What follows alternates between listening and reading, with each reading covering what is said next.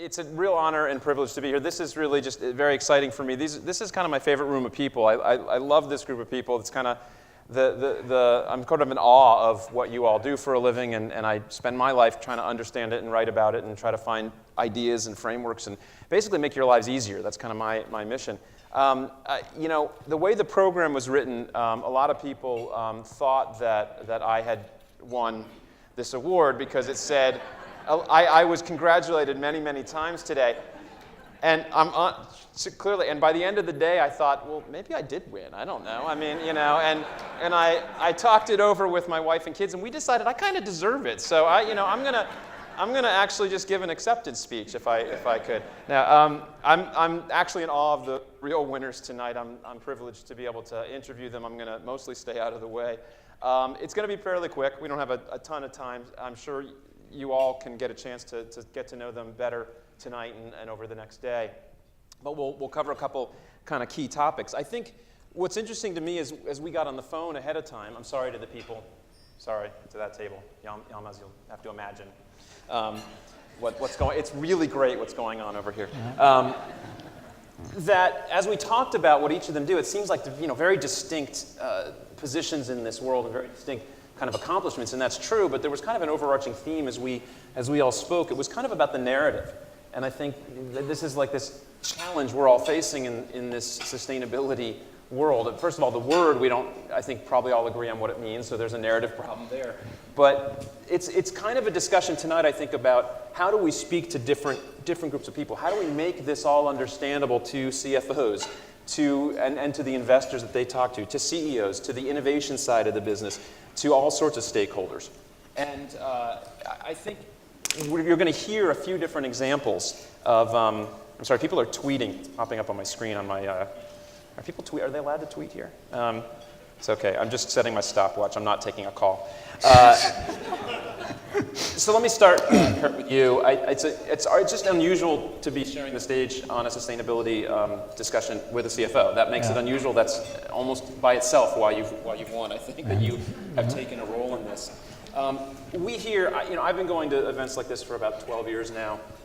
I didn't raise my hand as much as Paulette suggested earlier. There's people that are longer. And I've heard repeatedly, over and over again, at every event, Wall Street doesn't get it. Wall Street doesn't get it. CEOs will be on stage and say, I can't talk about sustainability. And that's been almost consistent. As we keep, this agenda grows, it's still consistent. So why do you think we keep hearing that? Does Wall Street get it, and maybe we just don't know how to communicate? What's going on? Well, we had a good discussion today in our breakout session on how do you blend the financial and sustainability attributes. And I think clearly Wall Street looks at current numbers. They try to figure out the momentum of the company, and it's hard for them to integrate the elements that many of us in the sustainability area look at. So I think one of the takeaways that came just from our discussion today is that Wall Street won't get it until CFOs and CEOs begin to integrate sustainability into their communication of the value proposition of the company. And ultimately, sustainability can be seen as many attributes that investors look for. They look for credibility. They look for companies with strong brands. They look for companies that are investing in innovation. They look for companies that understand the risks of the future. And they look for companies that are also trying to save cost. So all of those things fit in various ways into the efforts that I think everyone in this room is working towards. The gap is that I think on the financial side, a lot of the sustainability efforts are seen as an expense. And the trick is to build that bridge, and I think CK did a great job of starting that to show that it doesn't have to be just a pure expense or a philanthropic effort. You can have enlightened self-interest if you harness the momentum of your organization and tweak it a little bit so the energies of the company can flow and create social good. Well, but is the issue not just about value creation, but about what time frame we're in, right? I mean, I think everyone, every executive is happy with a one-year payback on a retrofit. It's the things that maybe take a little bit longer that fall outside of, and in the breakout on that you were leading today, you talked about changing hurdle rate. So how do you deal with the short and long in a company? Well, I think we got into trashing Wall Street today, clearly, and it's got its flaws. But if you look at the financial evaluation of companies, the vast majority of the value of a corporation today lies in the expected growth into the future. So there is a reaction to short-term news, but that's only because investors think that'll influence the future. I think the trick to make sustainability a positive is to build that in as a part of building a bridge to the future. So is Wall Street short-sighted? Yes, but only because they take whatever current data they can get to extrapolate into the future. So I don't think the worlds are that far apart. If the sustainability efforts don't resonate and build into the future, or you're doing one-time things, or you're doing pure PR things, Wall Street shouldn't extrapolate them. You shouldn't get credit. If you're doing things that drive innovation and creation and risk reduction, that's something that Wall Street can extrapolate and buy into if management knows how to talk about it. So, I know you didn't want to spend too much of your time talking about Wall Street, because I guess it's just not that fun, really. So let's talk more about how do we make this a part. I mean, you're an unusual CFO. You're obviously open to this. You started this conversation. How do you suggest people here in their organizations talk to finance and talk to CFOs? How do you have this conversation in a different way? Well, I think there's really a couple of issues. One of the areas I think that has the most leverage and traction today is to highlight sustainability as an effective mode of risk management in a company. Clearly, all the things we're wrestling with represent huge risks under some scenarios when you look into the future for corporations. At the same time, the single area that's had the most increased focus inside of our financial reporting has been risk assessments. So we've added 2 or 3 pages to our 10Ks now talking about the risks to the company. I think it's a natural for chief sustainability officers to become more of a part of that dialogue and to think about how some of the scenarios that could happen around resource availability or regulatory issues could impact the risk of the company. So that's one way to begin talking a little more with the CFO.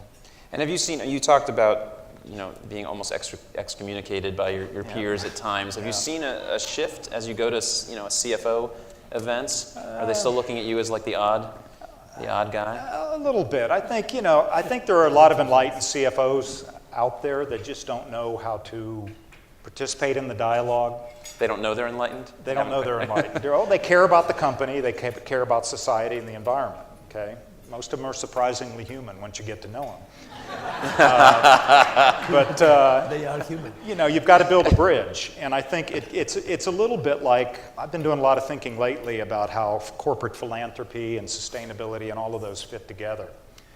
You can spend $100,000 donating to a cause or doing something that does good in the moment and then disappears. But if you take $100,000 of effort or skills within the company, we're doing a lot at UPS with consulting with healthcare organizations like CARE and UNICEF to help them better react to emergencies. Same amount of dollars out the door, but one builds capacity, one leverages our strengths and lives beyond itself. So if you can find ways to turn the efforts of sustainability in your company to those that capture the inherent skill set or the momentum of the company, then you create something that's living and that the managers in the company can talk to. Yeah, on the phone call that we had, you mentioned, I think you used the phrase organizational judo. Is that kind of what you're talking about? Absolutely, and I'm working on an article if I ever get it done. Procrastination. Writing's easy, don't worry about it. Yeah, that wasn't the case in college for me. That's why I switched to numbers.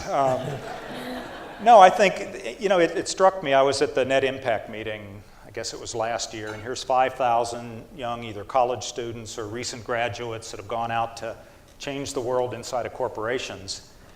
And the panel I was on, it was clear there was quite a bit of disillusionment.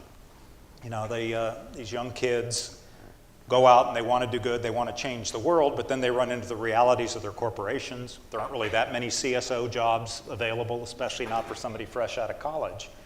So I guess my advice is to an emerging sustainability manager in a company is to leverage and use organizational judo. And judo is the art of understanding the momentum of your opponent or the organization and not trying to stop it or redirect it, but just slightly lever it one way or another to take advantage of that momentum. And I think that's where the art of sustainability is to be successful inside of corporations. It's to redirect. Take what the company does best. Understand. Work for the company to understand it first. And most of you are company veterans.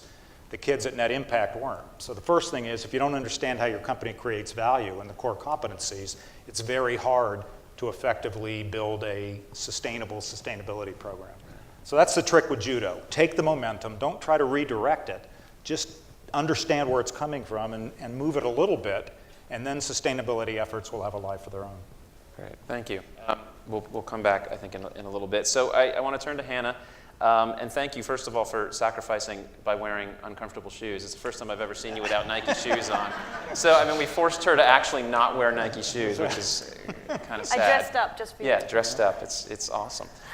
So, this kind of idea of shifting the narrative, if you could talk a little bit about how you've shifted the conversation at Nike from being just kind of a risk-related conversation to something more upside-focused. Well, it's funny you talk about judo because we talk about jiu-jitsu. And I'm not a martial arts expert, so it could be the same thing. But one of the things, Nike came into our history is long and checkered, and we all know the battle scars that Nike has around the early 90s of being on the face of every anti-globalization movement there was to be had. And as we began to grapple with huge amounts of risk, when the team got to a certain place in our history in about 2008, we started to talk about how do we do jiu-jitsu on the risk. And my personal epiphany was walking through a factory and looking at the women doing, I think at the time it was silkscreen printing with chemical solvents, and so they all had to wear personal protective equipment. And of course they didn't like it. Often it was the wrong kind, and so they'd take it off, or we'd walk through and they'd quickly put it back on. So we would pay all these monitors to run up and down the aisles trying to make sure they put PPEs on. And it occurred to us that maybe what we should do is try to innovate our way out of using chemical solvents and replace them by benign chemicals. And we got our R&D team to do just that. It took them a long time. They did it with all of the solvents we use. And then we gifted the formula to the rest of the industry for water-based solvents. And we didn't have to pay for monitors, and we didn't have to worry about personal protective equipment, and we weren't in a game of incrementalism. We became about designing the future. And so for us, we realized that, to your point about judo and where the heart and the energy of the company was, the heart and the energy of the company, the DNA of the company is in innovation. And what we challenged the company to do was to design the future, to make today better, which is the incremental change and the risk mitigation. But ultimately, we were the company that helped design globalized supply chains in the 70s when Phil Knight graduated from Stanford. That was his dissertation. Why couldn't we rewrite the story and design the future of a sustainable closed-loop model? And so our journey has been to become an innovation function. And that's fundamentally changed how we think about sustainability in the company, but also the capabilities that we've been building as a team so that we can actually show up as an innovation team, innovating sustainable solutions, but also innovating the way we innovate. And can you tell quickly the story of how you switched your focus in the company and kind of let the world know that you were now about innovation? Well, in 2009, the company as a whole was reorganizing itself, and we took the opportunity to really jump into this new approach for how we did sustainability. And it was pretty scary. I came from an NGO background. What do I know about innovation, right? I mean, I was like, well, maybe I should just go off and do something else. And we used to be called the Corporate Responsibility Team, and that name just started to feel like it didn't fit. We weren't very corporate, and we weren't very responsible. We were trying to be something else. So I took a piece of paper into our CEO, who's an artist and a designer, and I locked him in his room for an hour, and I said, you have to choose a name and draw us a logo. And he came out and he said, you're the Sustainable Business and Innovation Team. So we went down to a jazz bar in Portland, Oregon. There's only one. And we held a wake for the Corporate Responsibility Team. And the CEO came along, Mark came along, and we said goodbye to the Corporate Responsibility Team, and we welcomed in the new team. And we challenged each of us to show up the next day and begin the new journey, which was to become an innovation function. That's great. I mean, maybe someday we'll hold a wake for the term sustainability in some way because we no longer have to talk about it that way. I think sustainability is just innovation without a spell check.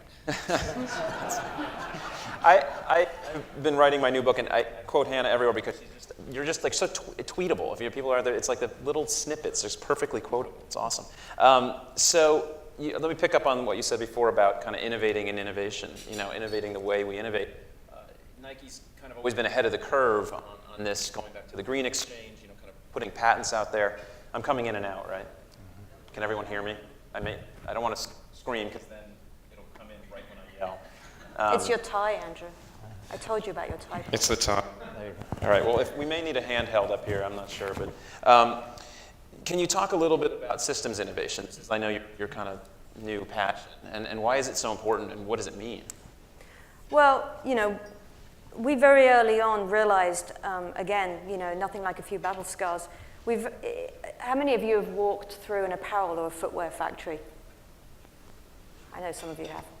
So when you walk through an apparel footwear factory, this will come as maybe no surprise, but you'll have rows of people sewing, for example, Adidas, Puma, Nike.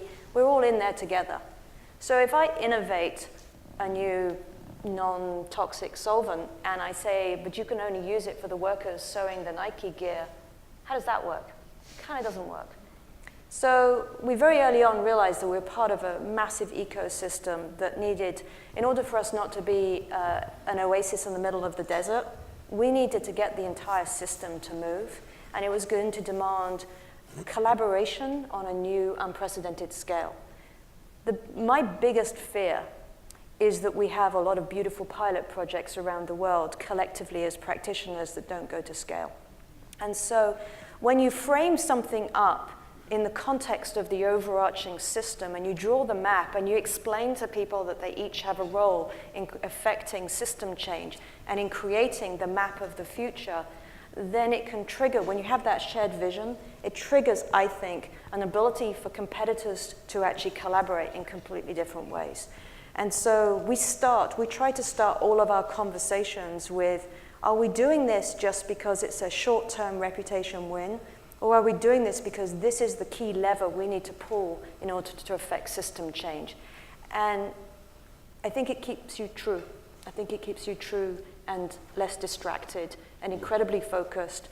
And I think that part of that is you just have to be fearless about sitting down and negotiating a whole new conversation, which is, I'm going to compete with you over here, and we're going to collaborate ruthlessly over here. Because at the end of the day, if we don't affect change at massive scale within 5 to 10 years, we have not done our jobs. Well, interesting. I mean, Kurt, I'm wondering, if you could put on a traditional CFO hat for a second, if someone walked in and said, I'm going to systems innovate, that sounds expensive, right? I mean, how does that, we're going to take care of problems that are externalities or things that are shared problems. How do you think that goes? I don't know if you and FedEx get together and share technologies very often. I think the competitors collaborate when they see that there's an advantage to scale. Yeah. For you, it may be harmonizing a factory in which you have competing brands. For something like UPS and FedEx, it would be if we can together increase an order for a new technology that brings the unit cost down. So clearly there are common interests. There's also, we compete in a lot of areas, the battle of the press releases and that kind of stuff. But no, I think, enlightened self-interest can show that there are times when collaboration, creates a much better good.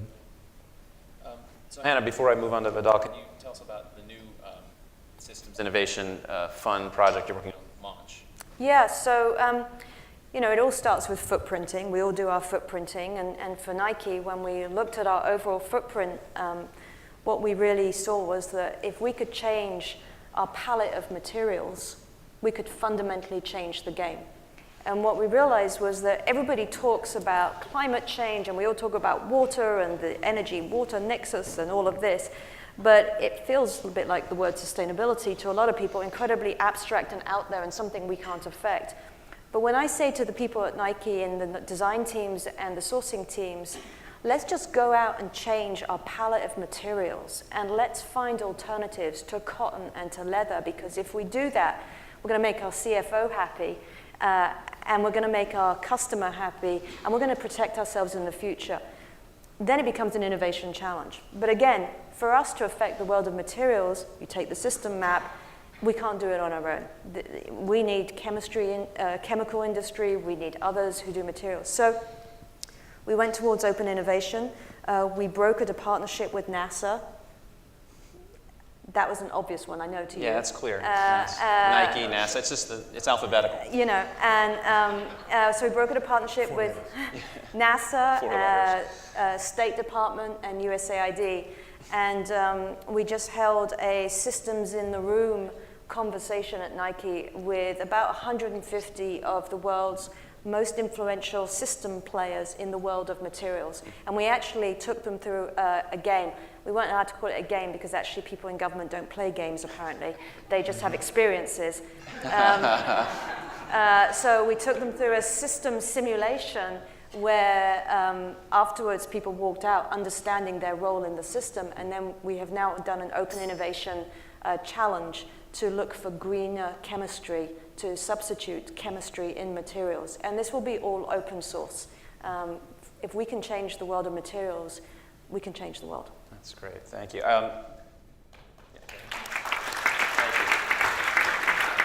So let me pivot a little bit, Vidal, and I think it picks up a little bit from this, kind of changing materials means probably much more natural base to the way we make things.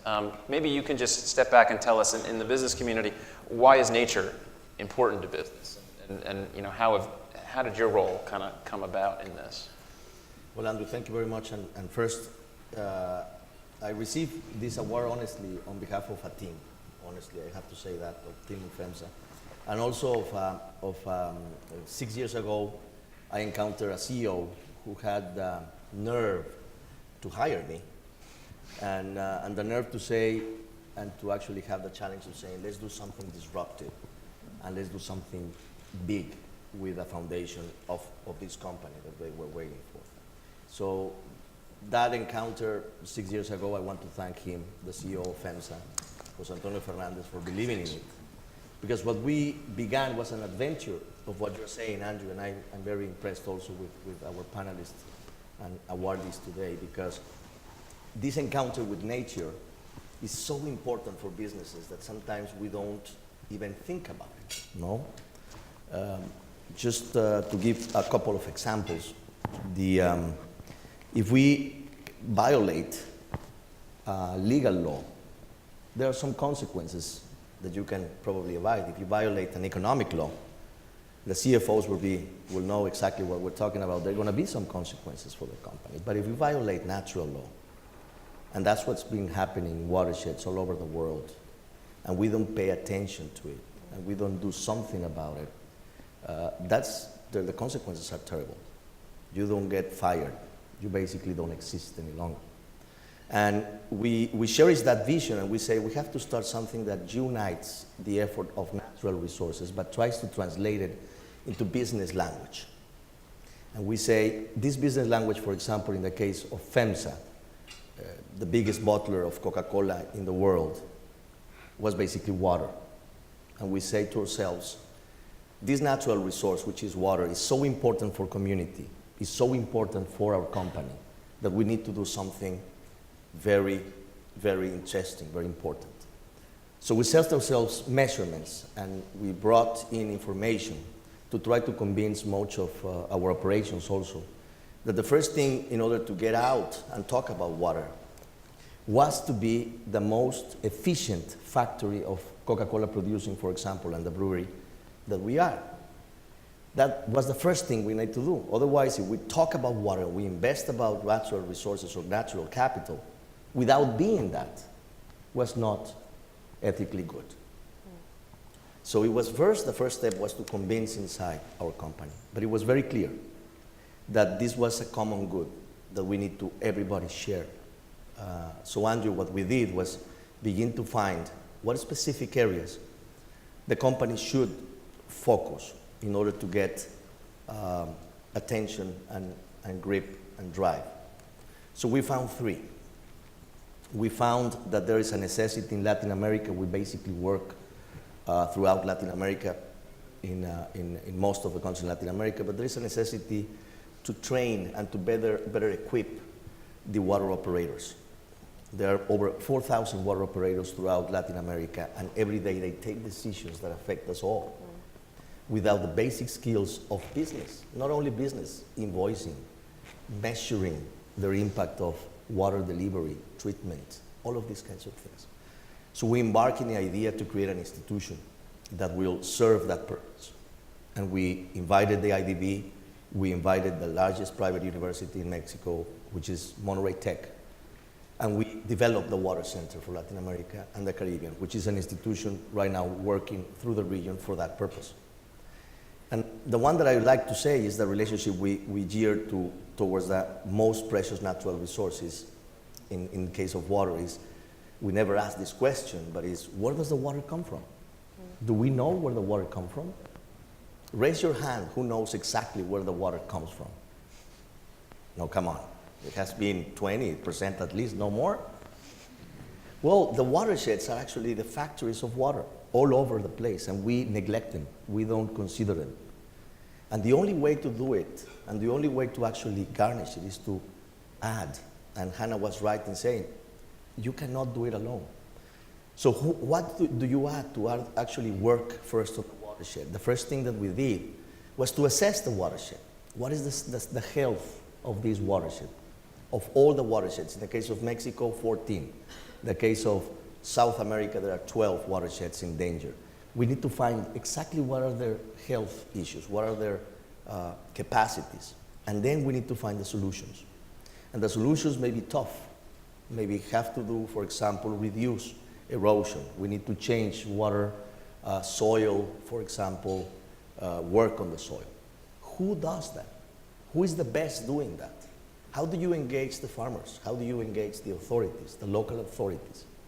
What we did is we begin to make a story. And that story is very compelling and very attractive. And everybody begins to add up and say, you know, water is so important, we cannot leave it for the government to solve it. Not even the businesses can solve it. We have to, everybody together, solve it. And we want to do it with science, with applied technology, with the best solutions out there. It is incredible, but today, every 20 seconds, a child dies because of waterborne disease. 21st century, with all these advancements, with all the technology, we cannot still stop that. This is something that's an imperative that we need to solve. There is technology out there, there is capacity out there, we just need to focus on the exact promised land. And businesses like that. Business like results, like to measure those results, like to report those results. And FEMSA Foundation has become, right now, like an institution trying to do exactly that thing. Not only foster collaboration, but measure it. Keep the information up, share it with everybody, and make engagement more active. During the launch, Andrew, today, Douglas Baker was very precise on the topic of today and what really makes me vibrate, which is water.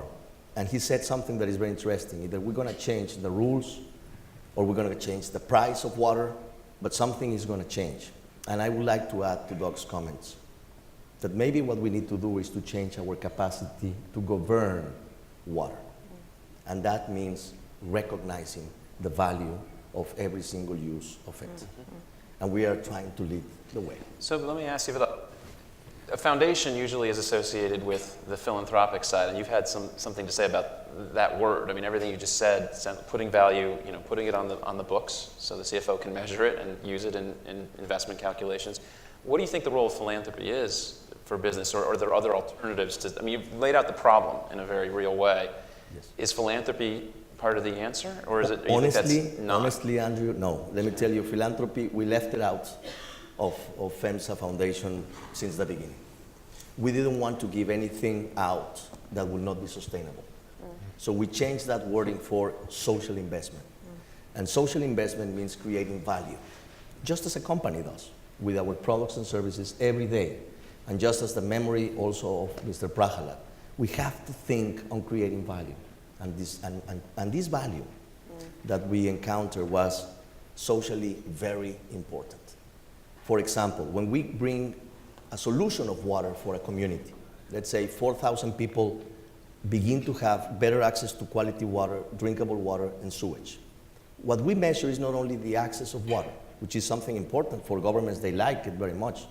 What we measure is the increasing income of each of the families. Yeah. Because the income is increased just besides, instead of a mom having to spend 5 to 6 hours, because it's always mom and kids who does in Latin America the job of bringing the water to home, 5 to 6 hours every day. Extenuating work. What time do they spend with their kids? None. They basically work for the water. So if you can incorporate that measurement and all the amount of less resources spent in health issues regarding with diseases, because now they have top quality water in their communities, it's incredible. The authorities, the international banking, they all look to those solutions and say, I want to increase the income of this population by bringing access to water. So it's get out of philanthropy, begin talking about social investment, just as a business will measure. Thank you. Well, let me ask each of you, I thought of this while we're sitting here, so I didn't warn you. Let me ask each kind of a final word. What's the kind of major hurdle that's standing in the way of what you're trying to accomplish, and what are you optimistic about? I want to end on, what gives you hope in the work that you're doing? Anybody want to go first? Well, I'll take a swing at it. I think that change can be very rapid, but changing people and changing attitudes and awareness does take a long time. And although the economic, financial world and the world of sustainability and ecological awareness haven't built a total bridge, clearly we have made progress in the last 5 to 10 years.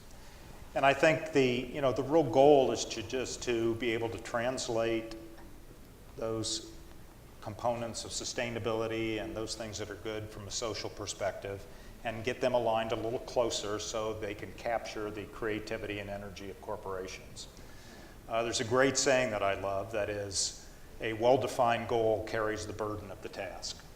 If you can find within your own company ways to paint the vision of how your organization can create good, whether that's environmental or economic or social, you will be surprised by all the different ways that people, once they get a vision of that, can begin to activate it. Yes. So that's the optimism. It's a matter of getting people aligned, helping them see how what they do or what their function or what their company does can create good, and then get out of the way so that the innovation can take place. Right. Yeah, I have to echo that. I hear a lot of doom and gloom around the place, and I have to say I've never felt more energized and excited to be in this field as I am in these days. We have become ruthlessly focused on trying to pull key levers and on creating an innovation portfolio that we're starting to see go from explore to prototype to business adoption and then to scale. And when you can articulate really clearly and precisely what the problem is that you want your innovators to solve, it is unbelievable what they come back with. And so I always ask myself, if I only had one thing I could do between now and the next 5 years, my money's on the innovation community. How do we get the mainstream innovation community to understand that innovation, R&D, capital, and talent must be deployed to radical and disruptive solutions that will create incredible new business opportunities? And I think that's where the pivot is coming. I think it's tipping, and that's incredibly exciting. That's great. I just want to say that I'm excited just to be here, honestly, and sitting down here, and I'm honored to have my colleagues there and 2 of my kids with me. But I just want to mention, for example, a very small anecdote. This is called the anecdote of Angel. Angel would be the translation in English. Is the name of a 4 to 5-year-old that I met in Nicaragua when we were trying to put water to a small community called La Gallina, which in English would be the chicken community. Has nothing to do with chicken in the American sense. They were very passionate about it. They did a lot of work. They put 4 miles of tubes in order to get access to that water, and we invested in the hole to put the water and the treatment plant and everything. And Angel, this little guy, received me when we were there to inaugurate, to put the first and to put the water to the community. They have always been forgotten by everybody, these 4,000 people. So they were there, all united, and Angel received me and said, what can I do for you? Instead of, he had nothing, basically, nothing. He had no water in the house, nothing. He said to me, instead of saying, asking for something, he said to me, thank you for coming, what can I do for you? And I said, basically, I mean, I'm happy to be in your town because it really pushes me to actually do more things like this. Yeah. When you have a little kid, very small, saying that he's happy to help you, I think the possibilities are endless to change the world, honestly. I really do, I really do. It's hard to top that. All right, thank you. So,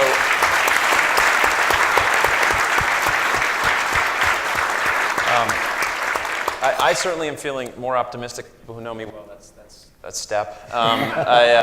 Lately, I have been feeling a lot more optimistic. We can talk about it later why, but I think there's a lot about this, about the innovation. I think tonight, just in this half hour, we heard just such interesting themes, this kind of changing the story and the narrative in judo and innovation clearly, but also what seems like, or would have seemed like oxymorons, the non-philanthropic foundation, the citizenship innovator, and the green CFO. These things seemed like made up things, and Kurt Kuehn is like a kind of superhero name anyway. So, it feels like that's by day. I don't know what you are, green CFO by night. This is now, I think, become the norm, right? I think we're seeing a change in how things are done in the next generation. There is like 1 or 2 millennials in the room. Thanks for even being here. But I'm very optimistic about that. So let me say congratulations, Vidal, Hannah, and Kurt, for all the work you're doing. And thank you so much to the Prahalads for being here and sharing this. Thank you. And let's eat. I think that's it, unless you have something to say. All right. Thank you.